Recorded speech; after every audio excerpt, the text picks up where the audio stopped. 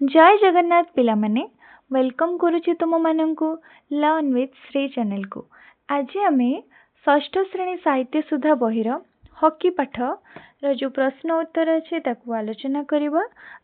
ए पाठटी को मुझे भल भाव बुझे जो मैंने से वीडियो देखिन चैनल को विजिट करी प्ले लिस्ट रे वीडियो अच्छी देखिपर। तो चलो आज क्लास आरंभ करवा। तो प्रथम प्रश्न आमर कौन अच्छी देख, निम्न रे दिया जाइथिबा प्रश्न गुड़िकर ठीक उत्तर पाखरे तारा चिन्ह दियो। तो एक नंबर प्रश्न कौन अच्छे देखिबा, स्वास्थ्य ही संपद, कारण स्वास्थ्य ठीक थिले चारिटा ऑप्शन दिया है ता भीतर हमको ठीक उत्तर बाछिबार अच्छी। तो ऑप्शन कौन कौन देख, आमे सुंदर देखा जाऊ, आमको समस्ते भल पाती, आमे विभिन्न कार्य करने को समर्थ हेउ, आमे बहुत धन संपद पाई थाउ। तो पिला माने ठीक उत्तर कोटा, आमे विभिन्न कार्य करने को समर्थ हेउ। तो ता पाखरे आमे तारा चिन्ह दे दबा। ठीक अछि।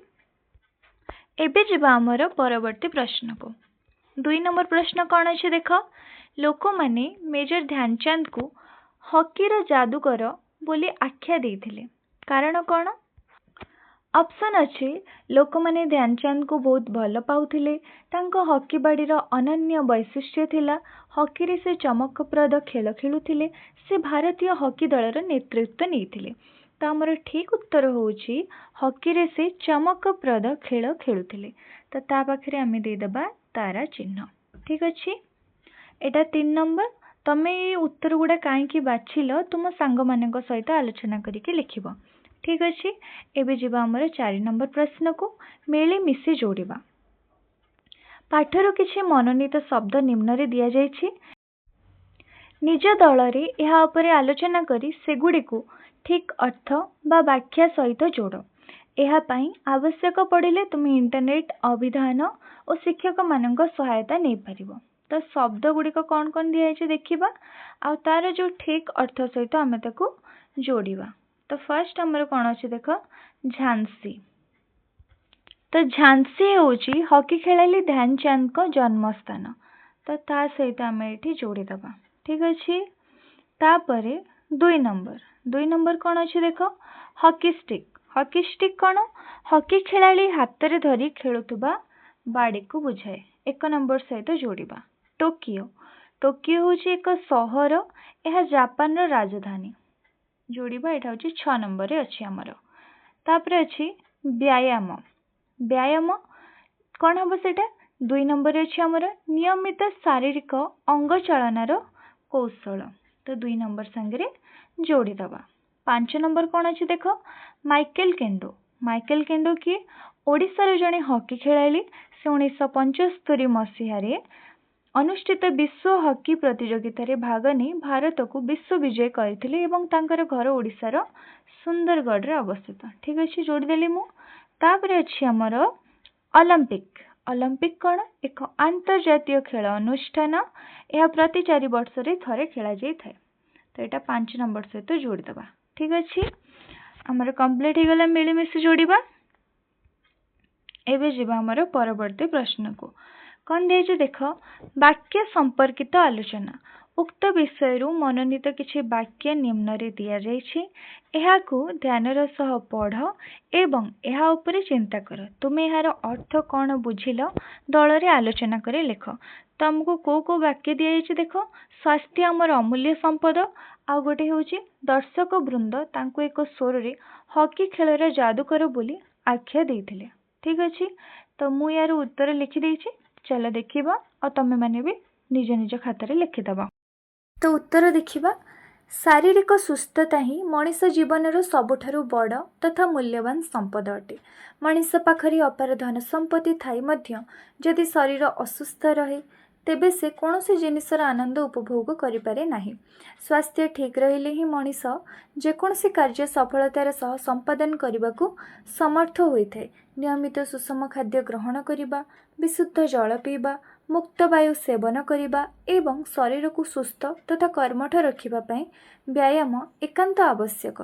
तेणु निज स्वास्थ्यर जत्न नेबा आमर प्रथम कर्तव्य। तो बे खरे कौन अच्छे देखिबा, दर्शक वृंद तांको एक स्वर रे हकी खेल जादूगर बोली आख्या देइथिले। उत्तर कौन, यह वाक्यटी भारतीय हकीर ଅମଳିନ ପ୍ରତିଭା ମେଜର ଧ୍ୟାନଚାନ୍ଦଙ୍କ ଅସାଧାରଣ ଓ ଚମକପ୍ରଦ କ୍ରୀଡ଼ା ନୈପୁଣ୍ୟକୁ ସ୍ପଷ୍ଟ ଭାବରେ ପ୍ରକାଶ କରିଥାଏ।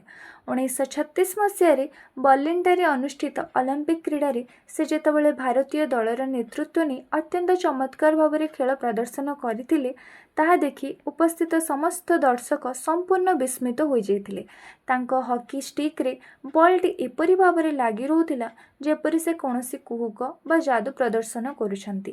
ତାଙ୍କର ଏହି ଅସାଧାରଣ ଦକ୍ଷତା ଏବଂ ମନମୁଗ୍ଧକର ଖେଳ ଦେଖି ଦର୍ଶକମାନେ ଏକାଠି ମିଶି ତାଙ୍କୁ ଶ୍ରଦ୍ଧାର ସହ ହକି ଖେଳରେ ଯାଦୁକର ବୋଲି ସମ୍ମାନିତ କରିଥିଲେ। ବୁଝିଲ?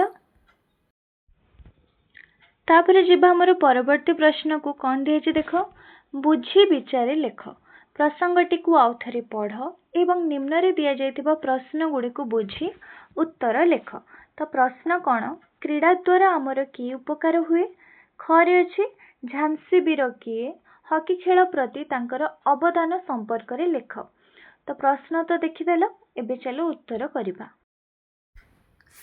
କ୍ରୀଡ଼ା ଦ୍ୱାରା ଆମର କି ଉପକାର ହୁଏ?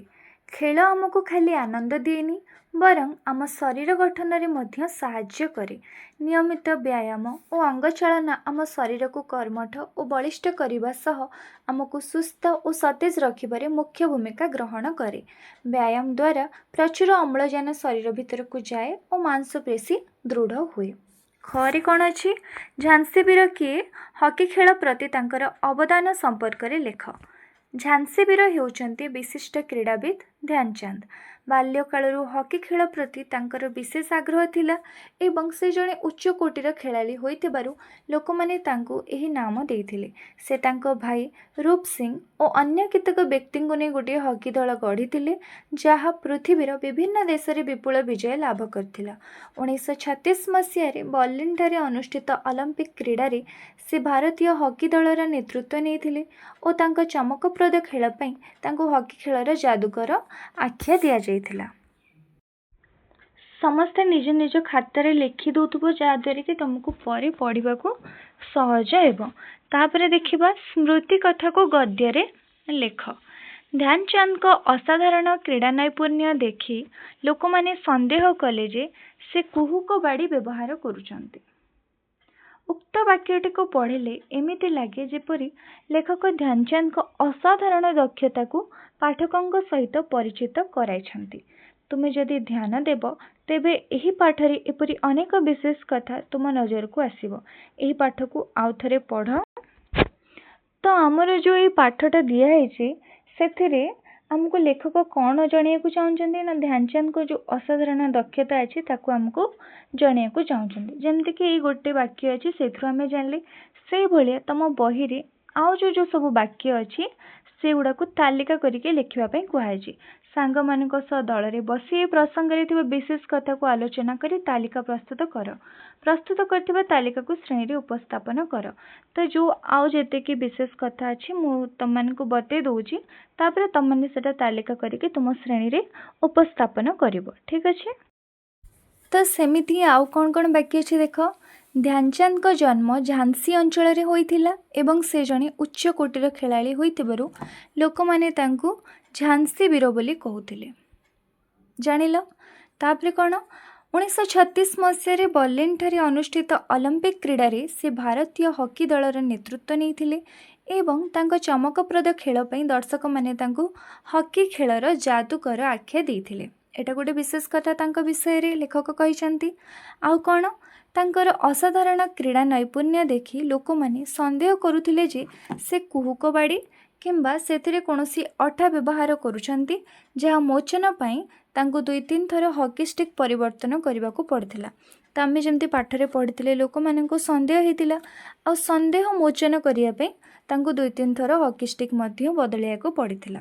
ତାପରେ ଦେଖିବା, ହକି ଖେଳ ତାଙ୍କ ପକ୍ଷରେ କେବଳ ଗୋଟିଏ ଖେଳ ନଥିଲା, ବରଂ ଏହା ତାଙ୍କର ଜୀବନ ଓ ଏକମାତ୍ର ଆମୋଦ ଥିଲା। ତାପରେ ଏତେ ପ୍ରସିଦ୍ଧି ଓ ସମ୍ମାନ ଅର୍ଜନ କରିଥିଲେ ମଧ୍ୟ ତାଙ୍କ ମନରେ ତିଳେ ହେଲେ ଗର୍ବ ନଥିଲା ଏବଂ ସେ ତାଙ୍କର ସରଳ ଓ ନିରାଡ଼ମ୍ବର ସ୍ୱଭାବ ପାଇଁ ସମସ୍ତଙ୍କୁ ମୁଗ୍ଧ କରୁଥିଲେ। ତ ଏଗୁଡ଼ା ତୁମେ ତୁମର ତାଲିକା ପ୍ରସ୍ତୁତ କରିବ ଆଉ ତୁମ ଶ୍ରେଣୀରେ ଉପସ୍ଥାପନ କରିବ। ଯୋଡ଼ି ଶବ୍ଦ। ଆମ୍ଭେମାନେ ମନେ ରଖିବା ଯେ ଖେଳି ଖେଳି अत्यधिक हालिया हेबा पर्यंत खेलिबा उचित नुहे।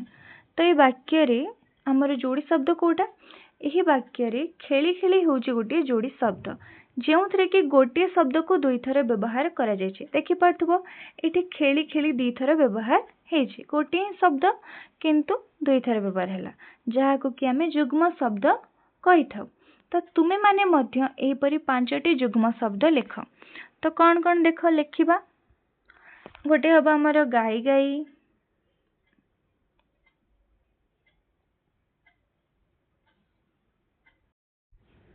ताऊ कौन कौन देख, नाची नाची, हसी हसी, बसी बसी और कांदी कांदी। ठीक अच्छे। तापर देखिबा हॉकी खेल रे नियम कानून प्रस्तुत होइथाय। एही वाक्य रे मध्य तुमे गोटे जुग्म शब्द देखि पारुछ।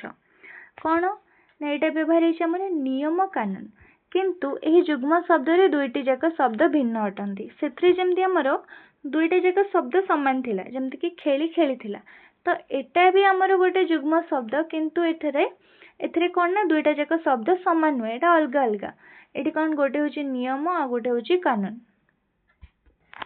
तो तुमे माने मध्य एहीपरि 5टी जुग्म शब्द लेख जो दुईटी जाक शब्द भिन्न होइथिबो। तो लिखिबा। तो कौन कौन देख, खाद्य पेय, हस खुशी, गीत नाच, पाठ साठ, आदान प्रदान। ठीक अच्छे। तापर एबे देखिबा हमर गरे कौन अछि, टेबुल टेनिस, पुची प्रभृति खेल उभय घर भितरे और बाहर खेला जाए। यह वाक्यटी जो शब्द दुईटी तले गार दी जाइछि ताकू ध्यानर सह पढ़। तो देख ये कौ दुईटा शब्द तले गार दी जाइछि, गोटे है भितरे आ गोटे है बाहर। आम ये शब्द को मध्य एहीपरि लिखि परिबा। तो एठी देख लिखाई भितरे ओ बाहर, एठी ओटा लगाई ताकू तो आम एमती भी लिखि परिबा भितरे बाहर। तो एटा है हमर गोटे जोड़ी बा जुग्म शब्द। यही शब्दटी परस्पर विपरीत अर्थ को बुझाऊँगी। तो ये विपरीत अर्थ को बुझाऊँगी कि नहीं, भितरे बाहर। तो से भली भाव में आमर निम्न रे किछि गुडा शब्द दिखाई ताकू आमे जुग्म शब्द रे प्रकाश करिबा। जेमिति कि देख भल और मंद, ताकू आमे कौन लिखिबा, जेमिति कि एठी भितरे ओ बाहर लिखा हैतला, तो ओटा को आमे काटी देले कौन लिखिले भितरे बाहर। तो यहाँ है गला हमर गोटे जुग्म शब्द। से भली भाव में एठी देछि भल और मंद, जदि आमे ओटा को उठे दबा हेले हमर कौन हबो भल मंद। एटा लिखि परिबे कि नहीं। से भली भाव में एगुडा सब लिखिबो। राजा और प्रजा कौन हबो राजा प्रजा। आकाश और पाताल कौन हबो आकाश पाताल। गुरु और शिष्य गुरु शिष्य। आय और व्यय आय व्यय। जन्म और मृत्यु जन्म मृत्यु। ठीक अच्छे। बुझी पारल केमती लिखिबो, तमे माने निजे निजे लिखिबो एटा। ठीक अच्छे। कथा उपरे गुरुत्व। ध्यानचंद ही आम क्रीड़ा जगतर एक अमलिन प्रतिभा। ध्यानचंद आम क्रीड़ा जगतर एक अमलिन प्रतिभा। एटा दुईटा वाक्य दिखाई आम पढ़िले। यही दुईटी वाक्य रे कौन पार्थक्य रही एप्रति ध्यान दियो और कुह। ठीक भाव में चिन्हट कर। तो देख आमर जो प्रथम वाक्यटे थिला एटी ही लगी आ जो द्वितीय वाक्य रे ही लगिनी। लगी कौटी लगिनी, तो आम द्वितीय वाक्य रे ही ना, गोटे शब्द आमर कम अच्छी। यही गोटे शब्द नथिबारु वाक्यर अर्थ रे सामान्य पार्थक्य आसुछि। ठीक कि ना। जेतेबेले आमे प्रथम वाक्यटा पढ़ुचे ध्यानचंद ही आम क्रीड़ा जगतर एक अमलिन प्रतिभा, तो ये जेहेतु ही लगी से गोटे किसी विशेष अर्थ आमर प्रकाश करुचे।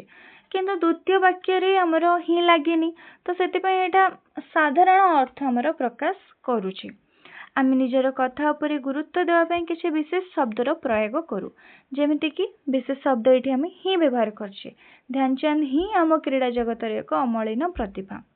जमती कि आउ कौन कौन देख ही तो है आम व्यवहार करछंती, आउ है मध्य, तेबे, बोली इत्यादि। पाठरू यही शब्द थिबा वाक्य बाछि लेख। माने यही भाया जो शब्द थिबो तम पाठरे से गुड़ाक बाछिकी लिखापी कहुई। ध्यान दियो, जदि वाक्य रे यही शब्द गुड़िक न था तेबे यार अर्थ उपरे यही शब्द गुड़िकर कौन प्रभाव पड़ था। तो कौन प्रभाव पड़ था, जदि आम शब्द गुड़ा न रखी था हेले एटा हमको साधारण वाक्य भाया ही लगी था, साधारण अर्थ प्रकाश करता। କିନ୍ତୁ ଯେତେବେଳେ ଆମେ ଏଇ ସବୁ ଶବ୍ଦ ଯେମିତିକି ହିଁ ମଧ୍ୟ ତେବେ ବୋଲି ଏଗୁଡ଼ା ସବୁ ବ୍ୟବହାର କରିଦେଉଛେ ସେତେବେଳେ ସେଇଟା କିଛି ଆମକୁ ବିଶେଷ ଅର୍ଥ ପ୍ରକାଶ କରୁଛି, ତା ଉପରେ ଗୁରୁତ୍ୱାରୋପ କରାହେଉଛି। ତ ଦେଖିବା ବାକି ଗୁଡ଼ା ଆଉ କ'ଣ ତମର ବହିରେ ଅଛି। ଗୋଟେ ଅଛି ଆମର ସ୍ୱାସ୍ଥ୍ୟ ହିଁ ସମ୍ପଦ। ଆଉ ଗୋଟେ କ'ଣ ଏଠି ବି ଦେଖ ହିଁ ଲାଗିଛି, ବିଶେଷ ଅର୍ଥ ପ୍ରକାଶ କରୁଛି, ସ୍ୱାସ୍ଥ୍ୟ ହିଁ ସମ୍ପଦ। ଆଉ ଗୋଟେ କ'ଣ, ଧ୍ୟାନଚାନ୍ଦ ହିଁ ଆମ କ୍ରୀଡ଼ା ଜଗତର ଏକ ଅମଳିନ ପ୍ରତିଭା। ଠିକ୍ ଅଛି, ତ ଏଠି ବି ହିଁ ଲାଗିଛି, ବିଶେଷ ଅର୍ଥ ପ୍ରକାଶ କରୁଛି। ତ ପିଲାମାନେ ଏଇଠି ତୁମର କ୍ୱେଶ୍ଚିନ୍ ଆନ୍ସର୍ ସବୁ କମ୍ପ୍ଲିଟ୍ ହେଇଗଲା। ଆଉ ପାଠ ବାହାରୁ ଯେଉଁଗୁଡ଼ା ଦିଆଯାଇଛି ତୁମମାନେ ସେଇଟା ନିଜେ ନିଜେ କରିଦେବ। ଭିଡ଼ିଓଟିକୁ ଲାଷ୍ଟ ପର୍ଯ୍ୟନ୍ତ ଦେଖିଥିବାରୁ ତୁମମାନଙ୍କୁ ବହୁତ ବହୁତ ଧନ୍ୟବାଦ। ରହୁଛି। ଜୟ ଜଗନ୍ନାଥ।